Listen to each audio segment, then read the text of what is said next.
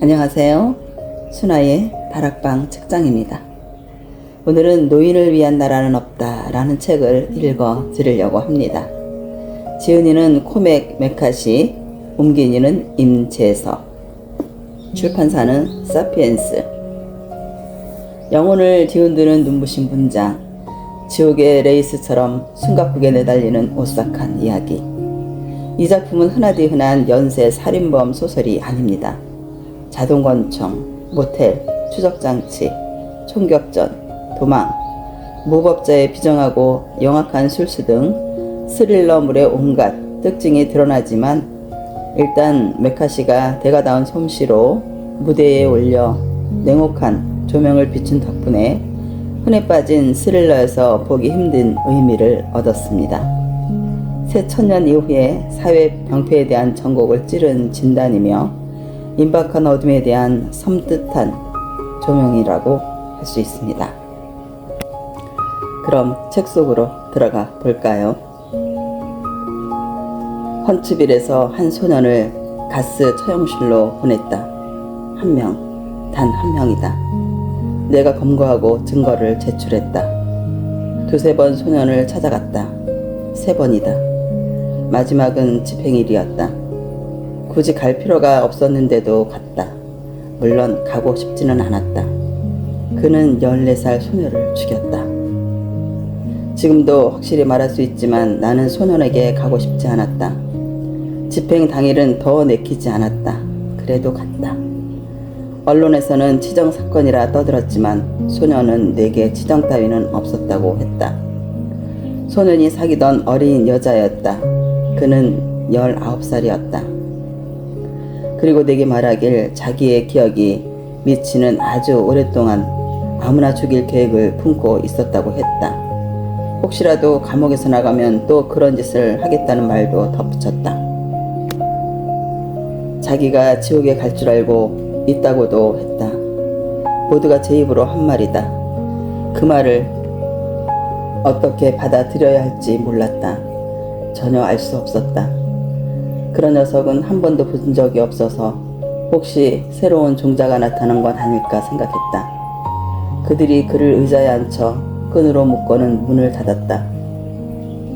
소년은 다소 초조해 보였지만 그게 다였다. 소년도 자기가 15분 안에 지옥에 간다는 걸 알았을 것이다.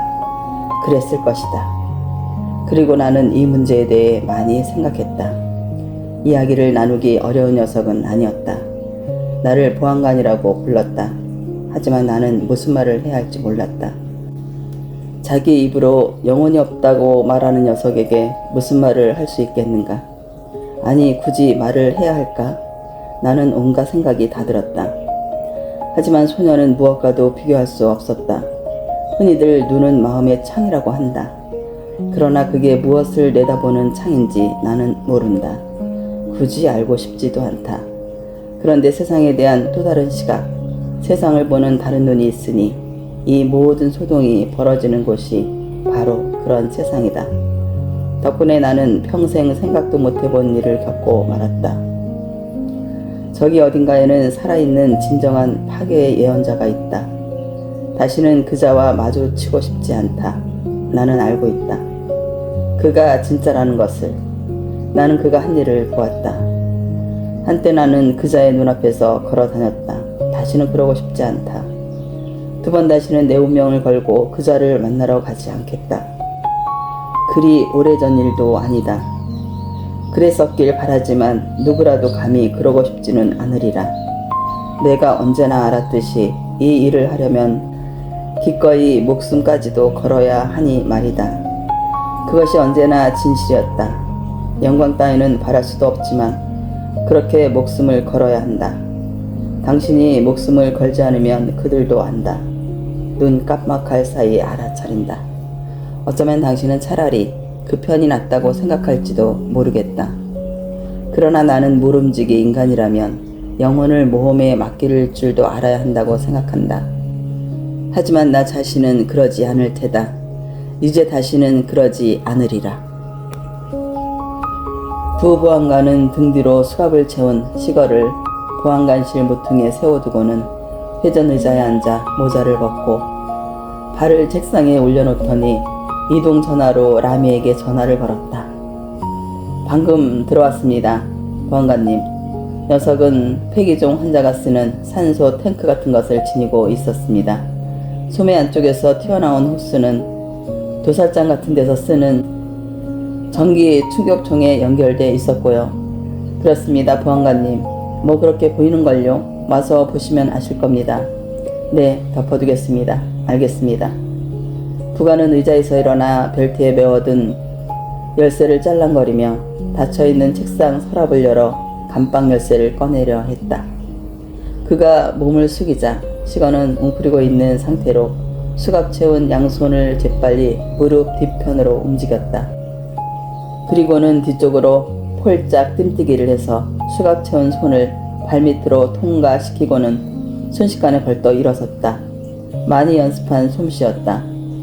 시건은 수갑 채운 손으로 부관의 머리를 내려치고는 공중으로 튀어올라 양 무릎으로 부관의 목덜미를 강타했다. 그리고 수갑을 부관의 목에 걸어 잡아당겼다. 그들은 바닥에서 나뒹굴었다. 부관은 양손을 수갑 안쪽으로 집어넣으려 애를 썼지만 소용이 없었다. 시건은 고개를 모로 돌린 채 자신의 양팔 사이로 끌어올린 무릎에 힘을 주며 수갑을 바짝 잡아당겼다. 부관은 발버둥을 치며 발에 걸리는 휴지통이며 의자를 걷어차면서 개처럼 옆으로 움직이기 시작했다. 그가 걷어찬 문이 쾅 하고 닫혔고 융단이 그들의 몸에 돌돌 말렸다. 그는 꺽꺽 신음소리를 냈고 입에서는 피가 철철 흘러나왔다. 부관은 자기가 흘리는 피에 숨이 막혀갔다. 시건은 더 세게 잡아당겼다. 니켈로 도금한 수갑이 뼈까지 파고들었다. 부관의 오른쪽 경동맥이 터졌고 빗줄기가 뿜어져 건너편 벽을 때리고는 아래로 흘러내렸다. 다리의 움직임이 조금씩 잦아들더니 멈추었다. 그는 누운 채 갑자기 경련을 일으켰다. 그러다가 모든 움직임이 멎었다. 시건은 가만히 누워 부관의 몸을 잡은 채 조용히 숨을 쉬었다. 그가 일어나서 부관의 벨트에 메어있던 열쇠를 빼내 수갑을 풀고 부관의 리볼버를 제 바지춤에 집어넣고는 욕실로 갔다. 시건은 찬물을 틀어 손목에 묻은 피를 씻어냈다. 그리고 이빨로 수건을 뜯어내 손목을 동여매고는 다시 집무실로 들어갔다. 그는 책상에 앉아 입을 벌린 채 바닥에 누워있는 시체를 뚫어지게 바라보면서 손목을 감싼 수건을 테이프로 고정시켰다. 그리고 나서 부관의 주머니에서 지갑을 꺼냈다. 그는 지갑에서 돈을 꺼내 자기의 셔츠 주머니에 집어넣고는 지갑을 바닥에 떨어뜨렸다. 그리고 산소 탱크와 전기 충격총을 집어 들고 밖으로 나가 부관의 차에 올라타고는 시동을 걸고 후진하여 차를 빼낸 후에 도로에 올라섰다. 주 경계에서 운전자 혼자 타고 있는 신형 포드 세단을 발견한 그는 경광등을 켜고 짧게 사이렌을 울렸다. 세단이 갓길에 멈춰섰다. 시건은 그 뒤편에 차를 대고 엔진을 끄고 탱크를 어깨에 걸러맨 채 밖으로 나왔다. 남자는 백밀러로 문 옆으로 다가오는 시건을 바라보았다. 무슨 문제가 있습니까? 남자가 물었다. 잠깐 밖으로 나오시죠. 남자가 차문을 열고 밖으로 나왔다. 무슨 일입니까? 그가 말했다. 차에서 떨어져 주시오. 남자가 차에서 떨어졌다. 시건은 피 묻은 경찰관을 보는 남자의 눈에 의혹의 빛이 번지는 것을 볼 수 있었지만 이미 때는 늦었다. 그는 신앙치료사처럼 남자의 머리에 손을 댔다. 문을 닫을 때처럼 씩 바람이 새는 소리와 찰칵 공이가 부딪히는 소리가 났다. 남자는 아무 소리도 내지 못한 채 땅에 쓰러졌다. 이마에 난 둥근 구멍에서 피거품이 흘러나와 눈 속으로 들어갔고 더불어 그의 눈에 비치던 세상도 서서히 그 속으로 잠겨 들어갔다. 시건은 손수건으로 손을 닦으며 중얼거렸다. 나는 그저 당신 피를 차에 묻히고 싶지 않았을 뿐이요. 모스는 돌투성이 화산마루에 부추 뒤꿈치를 쑤셔박고 쪼그려 앉아 독일제 12배율 쌍안경으로 아래쪽 사막을 보았다. 모자는 뒤로 젖혔고 팔꿈치는 무릎에 괴었다.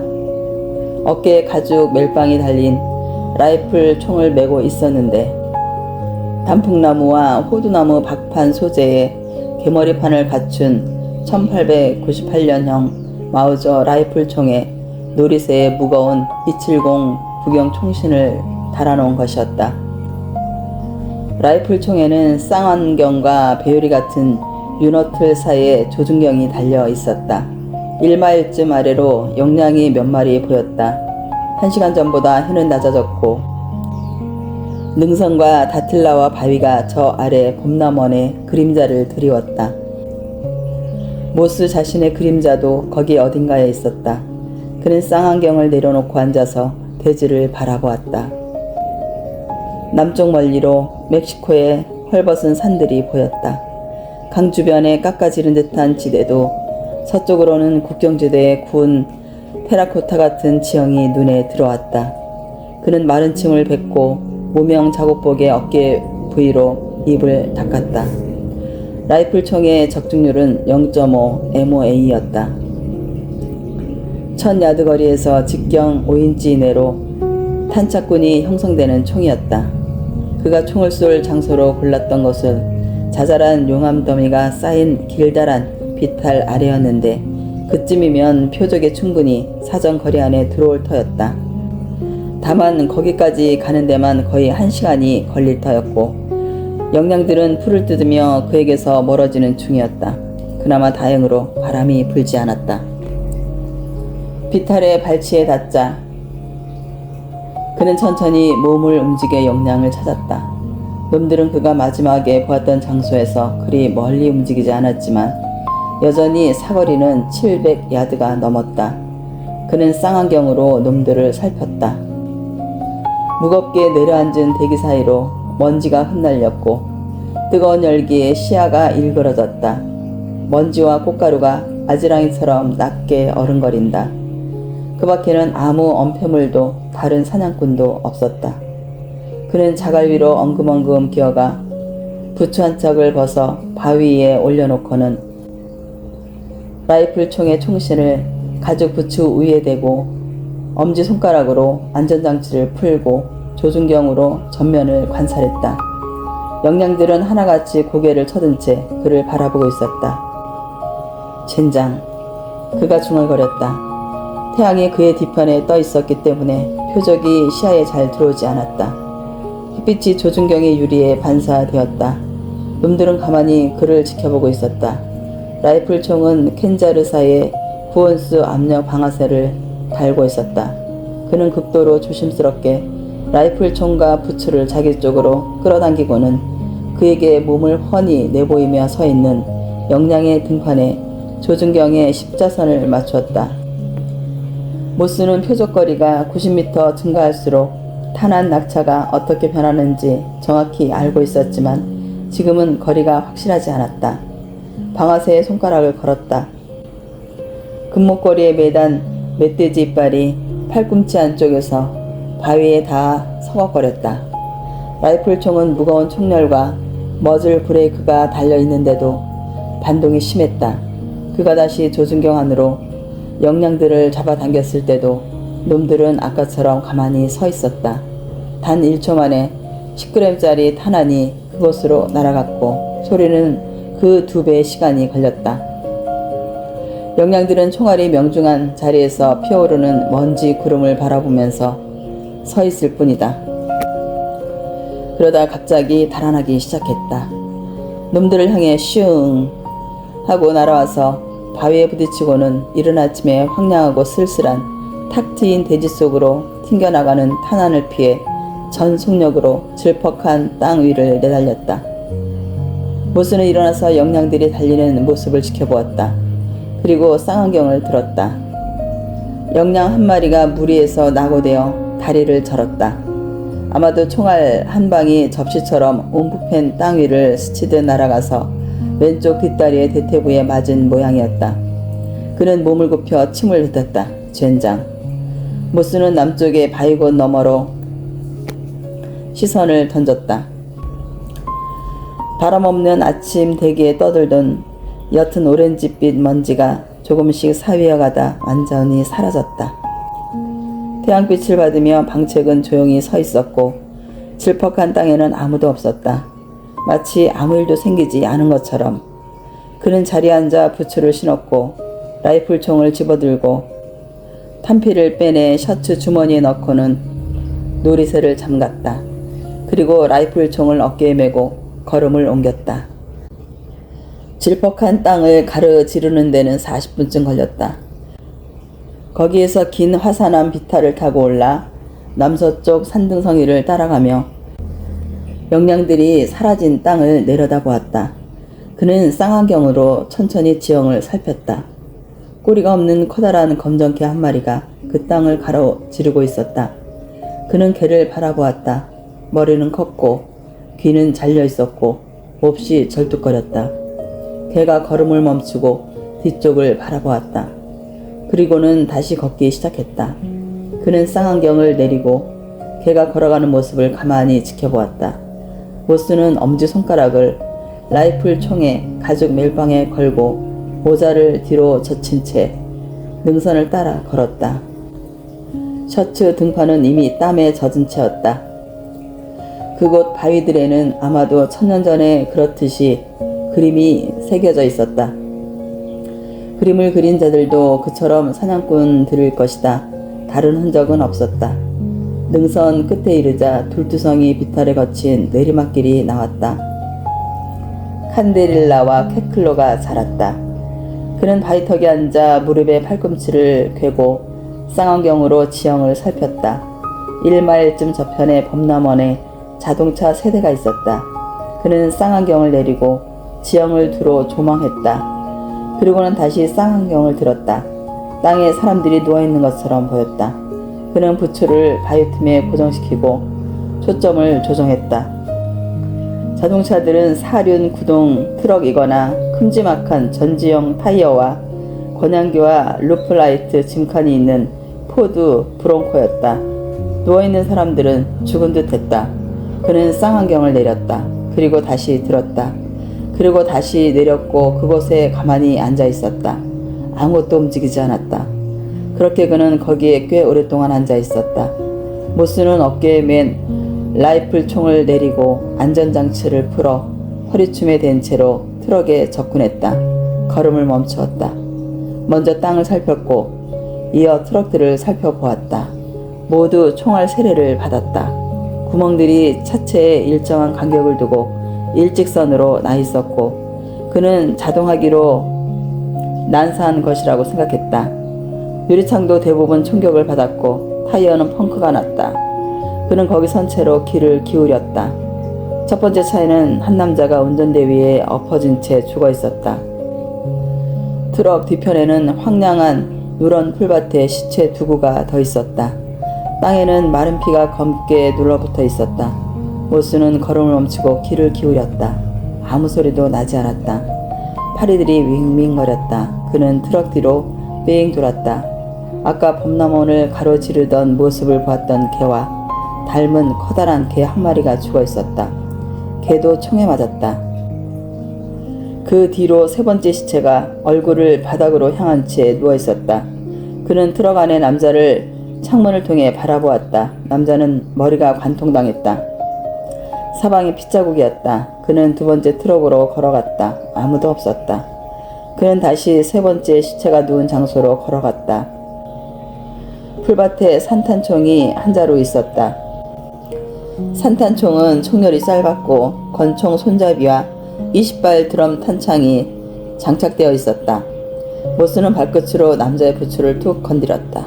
그리고 주위를 둘러싼 야트막한 언덕을 살펴보았다.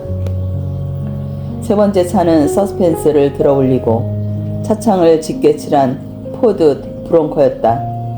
그는 차에 다가가 운전석 문을 열었다. 한 남자가 그를 바라보며 운전석에 앉아 있었다. 모스는 훔씩 뒤로 물러서며 총을 겨누었다. 남자 얼굴은 피투성이었다. 남자가 겨우 마른 입술을 움직였다. 아구아 구아테. 그가 말했다.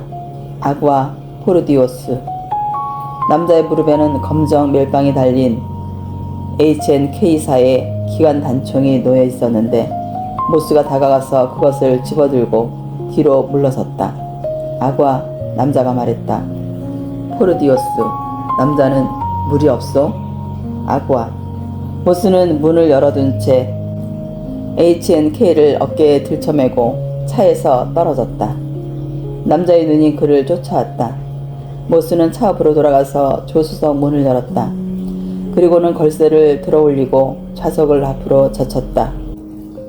뒤쪽에 짐칸은 금속재 은색 방수포로 덮여 있었다. 그는 방수포를 잡아 당겼다. 벽돌 크기만한 꾸러미들이 플라스틱 용기에 담겨 있었다. 한쪽 눈으로는 남자를 지켜보며 칼을 꺼내 꾸러미 하나를 얇게 베었다. 째진 틈으로 푸석푸석한 갈색 가루가 조금씩 흘러나왔다. 그는 집게 손가락에 침을 묻혀 가루를 찍어 냄새를 맡았다. 그리고 손을 청바지에 닦아내고 다시 방수포로 꾸러미들을 덮고는 뒤로 물러나와 주위를 살폈다. 아무것도 없었다. 그는 트럭에서 멀리 떨어져서 쌍안경으로 낮은 언덕을 바라보았다. 용암마루, 남쪽의 평지. 그는 손수건을 꺼내 트럭으로 돌아가서 자기가 만졌던 모든 것을 깨끗이 닦았다. 차문 손잡이와 좌석 걸쇠와 방수포와 플라스틱 상자. 그는 트럭의 반대쪽으로 건너가서 거기서도 모든 것을 닦아냈다. 그리고 또 자기가 무엇을 만졌는지 생각하려고 애를 썼다. 첫 번째 트럭으로 돌아가서 손수건으로 문을 열고 안을 들여다보았다. 글러브 박스를 열었다가 다시 닫았다. 운전대에 엎어져 죽은 남자를 살폈다. 그리고 문을 열어 둔 채 운전석 쪽으로 돌아갔다. 문에 총탄 구멍이 숭숭 뚫려 있었다. 앞유리창에도 구경이 작았다. 6mm 정도 4번 벅샷을 사용한 듯 했다. 탄원이 그러했다. 문을 열고 윈도우 버튼을 눌렀으나 작동하지 않았다. 그는 문을 닫고 거기에 선 채로 낮은 언덕들을 바라보았다. 모스는 쭈그리고 앉아 어깨에 맨 라이플총을 풀어 풀밭에 놓아두고 H&K를 집어들어 손꿈치로 탄창을 밀어냈다. 약실에는 쏘지 않은 탄환이 하나 있었으나 탄창에는 겨우 2알밖에 없었다. 총구에 코를 대고 냄새를 맡았다. 그리고 탄약 클립을 떼어내더니 한쪽 어깨에는 라이플총을, 다른 쪽 어깨에는 H&K를 둘러매고는 브롱코로 걸어가서 남자에게 클립을 보여주었다. 오트라, 남자가 말했다. 오트라. 남자가 고개를 끄덕였다. 엠미 볼사. 영어 할 줄 아오. 남자는 대답하지 않았다. 그는 턱으로 뭔가를 가리키려 애썼다. 모스는 남자가 입고 있는 재킷의 주머니에서 삐쭉 튀어나온 클립 2개를 볼 수 있었다. 그는 차 안으로 몸을 들이밀어 그것을 집어들고 뒤로 물러섰다. 피와 배설물 냄새가 코를 찔렀다. 그는 탄약이 가득 채워진 클립 하나를 기관 단총에 집어넣고 다른 2개는 자기 주머니에 넣었다. 아구아, 코아테, 남자가 말했다. 모스는 주위를 둘러보았다. 말했잖소. 나는 물이 없소. 라푸에르타, 남자가 말했다. 모스가 그를 쳐다보았다. 라푸에르타, 아이로보스, 로보스는 없소. 시시, 로보스, 레오네스. 모스가 팔꿈치로 문을 닫았다. 그는 첫 번째 트럭으로 돌아가서 조수석의 열린 문을 바라보았다. 문짝에는 총알 구멍이 없었지만 좌석에는 핏자국이 선연했다. 열쇠는 여전히 점화 장치에 꽂혀 있었고 그는 몸을 들이밀어 열쇠를 돌리고 윈도우 버튼을 눌렀다. 차창이 서서히 올라갔다. 총알 구멍이 2개나 있었고 안쪽 유리창에 마른 핏자국이 퍼져 있었다. 그는 가만히 서서 생각에 잠겼다. 땅을 바라보았다. 흙에도 핏자국이 묻어 있었다. 트럭이 왔던 길인 남쪽에 칼데라 너머를 내려다보았다. 거기에 마지막 한 사람이 있어야 했다. 브롱코에는 물을 달라고 애걸하는 남자가 마지막일 리는 없었다. 그는 범람한 위를 걷기 시작했다. 넓게 원을 그리면서 성긴 풀밭 어디에서 타이어 자국이 모습을 드러낼지 유심히 살폈다. 남쪽 30m 지점에서 어떤 흔적을 찾아냈다. 사람의 발자국이었다.